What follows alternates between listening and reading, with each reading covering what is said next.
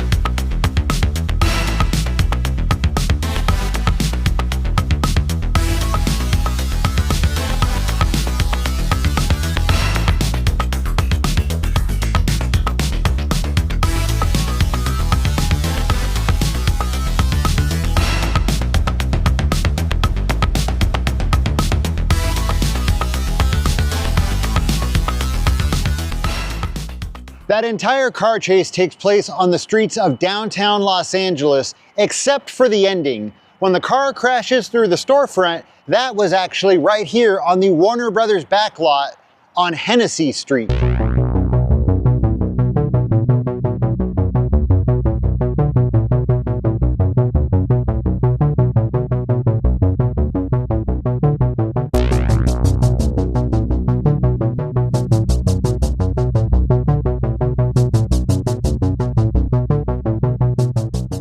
So this is a location that I was really excited about finding because it doesn't exist anymore. So it was really hard to figure out. So I was really happy when I did.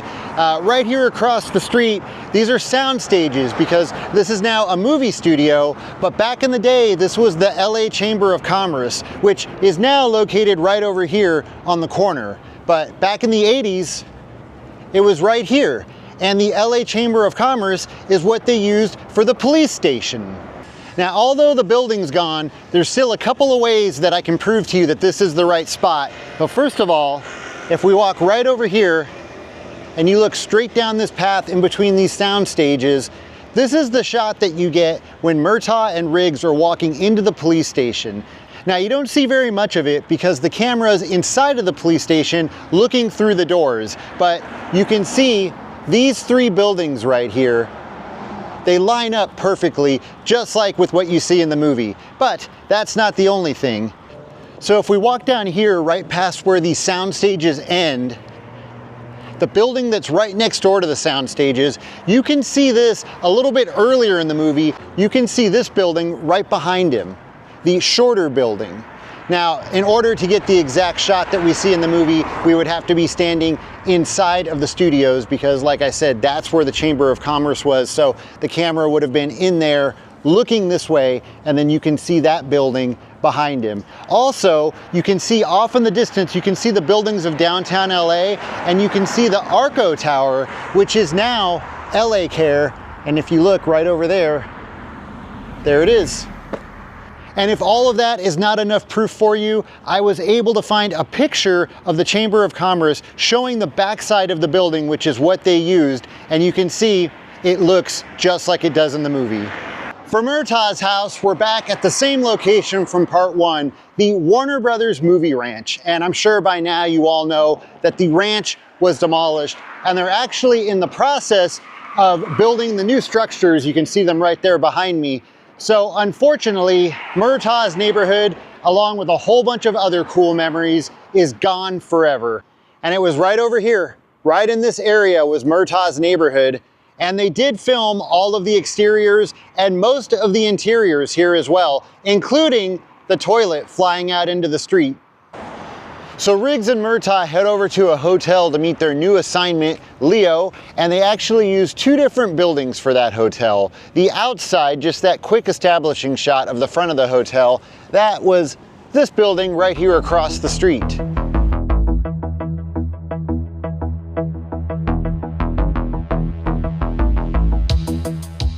But when they're inside of the hotel and when they fall out of the window into the pool, that was filmed inside of this building right here. This was a hotel that backs right up to the Fox Studios lot, and it appears to have closed down sometime around 2020, but there's some buildings around it that can be seen in the movie. When they're falling out of the window into the pool, you can see this building right over here, and you might recognize that. That's Nakatomi Plaza from Die Hard.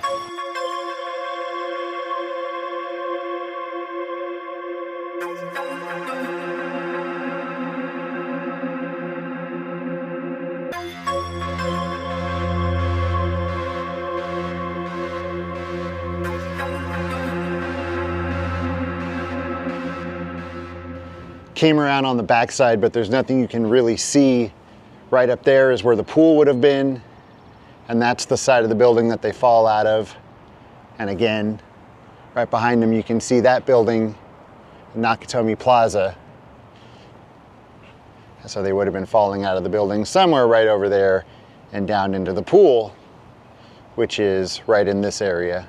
The spot that they go to when they're trying to get Leo to remember where the house was located is right over here. It's the Hollywood Bowl overlook.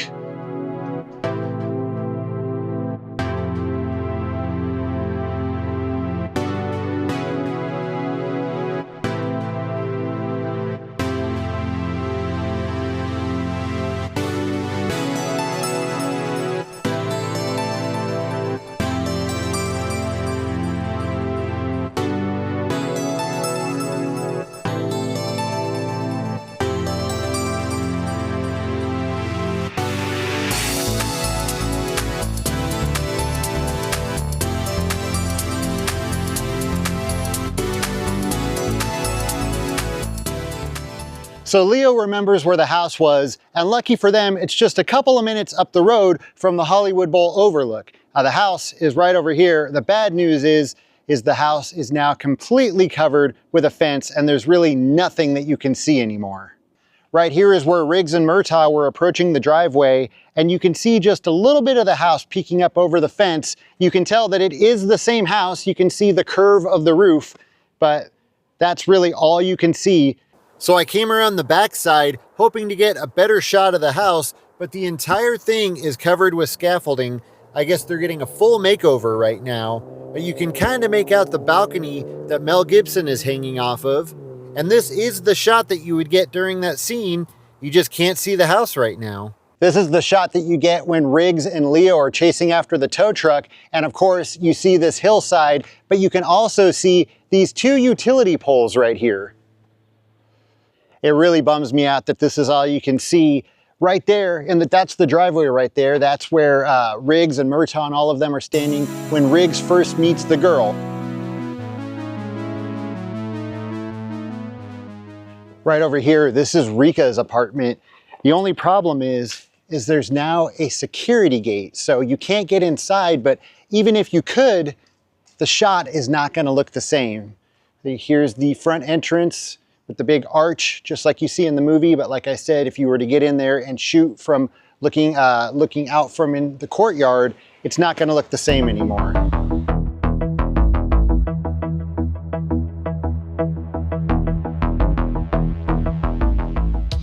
The subway that they go to, the one that gets Leo's order wrong, was located right here in Sherman Oaks, California in the San Fernando Valley. And it's actually the only location in the entire movie that's in the valley. Not really sure why they came all the way out here just for a subway, because there's subways everywhere, but for whatever reason, they did. And believe it or not, the subway is still here, and it still pretty much looks the same. It no longer has the drive-up window, but it still has the tunnel where the drive-through was.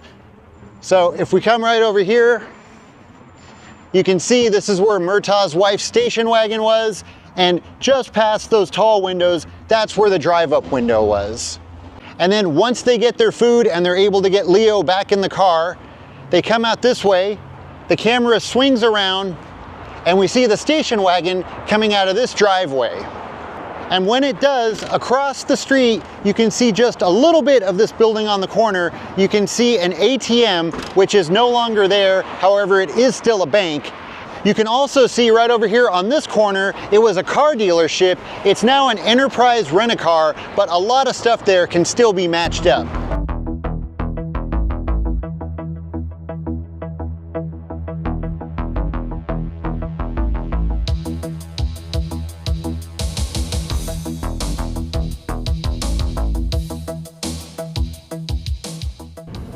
So right down here on the corner of Doheny Drive and Wilshire Boulevard should be the building that they used for the, I guess it was the South African headquarters.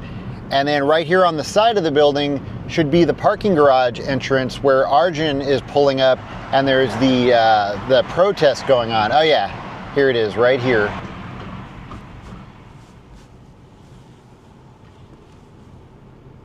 What the heck?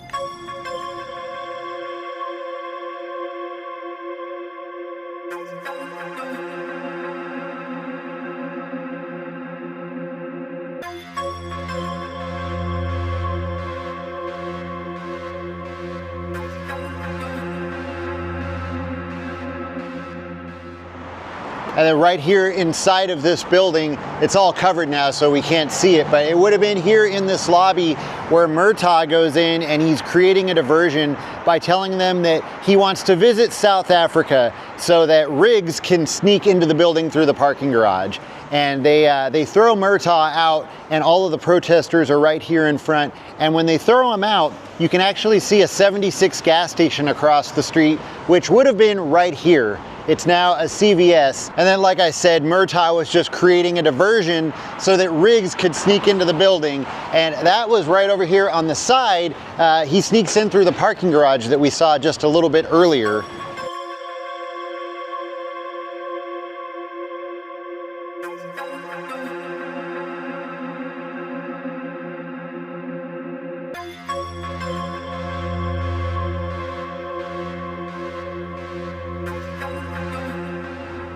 When they're driving down the street and Leo spots the deli and tells them to pull over, that was filmed right here on La Cienega. Now, most of the buildings have changed a lot, but there's still a couple of things that you can match up. Now, all of these buildings, these are different. The ones a little bit further down, those are somewhat the same. And then on the other side of the street, you can see a building that has a point on it, and that still looks the same. And then way off in the distance, you can see the Beverly Center. You can see this section on top. However, when it does the overhead shot of the car door getting ripped off, that was filmed in a completely different area. And the way that you can really tell is it goes from being a 4-lane street to a 2-lane street. But unfortunately, there's not really any clues as to where that was, but it was right here where that scene begins. So in the first movie, Riggs has his trailer on a section of beach over by Dockweiler, and it's really obvious that in part 2, he's on a different beach. There's a couple of different vlogs online that say where it is, but they're a little bit off. The beach where Riggs has his trailer is actually right here in PV. It's right over here in an area called Terranea Cove.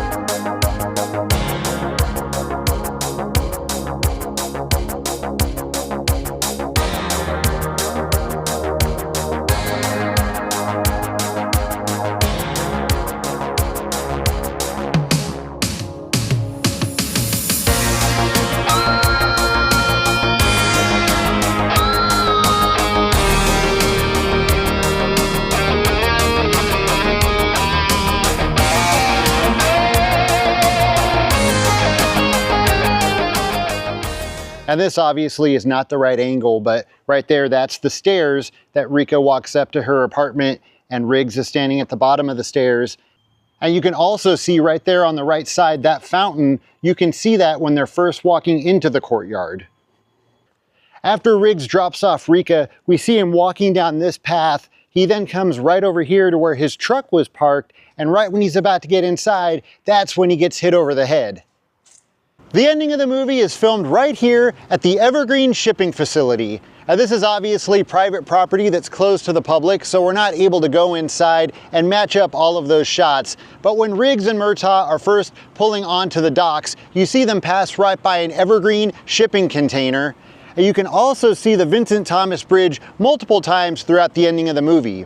And when they're driving the car out of the shipping container, it's being held up by one of these crane systems that you see right over here. Now, I'm sure there's a proper name for it, I just don't know what it is. Now, I'm not positive, but I believe all of those scenes were filmed way back there, closer to the bridge, but once you go beyond this building, that's where security is, and all of that is off limits. Well, that's going to do it for this video. Hopefully you enjoyed this little dive into the Lethal Weapon 2 filming locations for the 35th anniversary. As always, thank you so much for watching, and I'll see you next time.